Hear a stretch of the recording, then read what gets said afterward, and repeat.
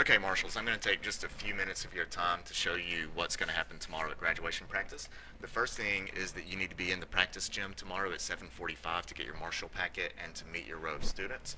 Your Marshal packet will look like this, and inside it you'll find several things, starting off with the name cards that Mr. Prater will read as they walk across the stage. There's also a Sharpie, so if the student needs to make some phonetic notes on their card to help Mr. Prater, they can do that. These peel off labels are the things you're going to need first, because as the students find you in the gym, you'll give them this peel off label with their seat and hall assignment just in case they get separated on the way to Sanford. You'll also see this master list of students. If you have an empty spot, that just means no student was assigned to that seat, so don't need to worry about that.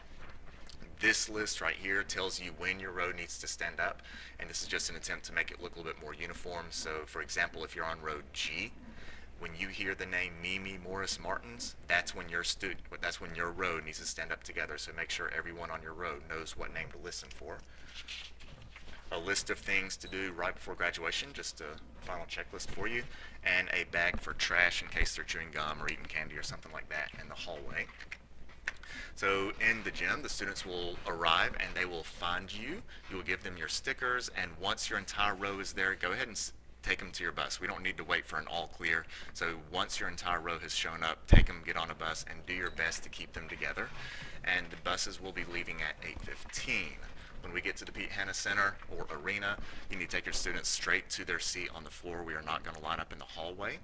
Once everybody is seated, if you could go ahead and hand out the index cards and the Sharpies if they need to make any phonetic changes or notes, they can do that.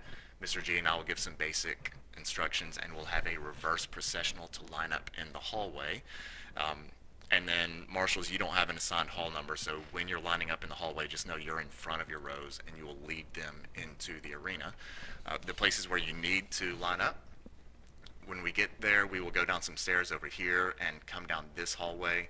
Hall B will be right in front of you. Hall A is around to the right. Seats 1 through 98 will be nearer to the arena, and 99 through the last seat on each side will be on the far side, on the outside. When we process, the first two blue arrows represent faculty. I believe they're going to be going in first, and they will go in and take up a couple of rows. And notice the outside rows, the later seats, are stationary.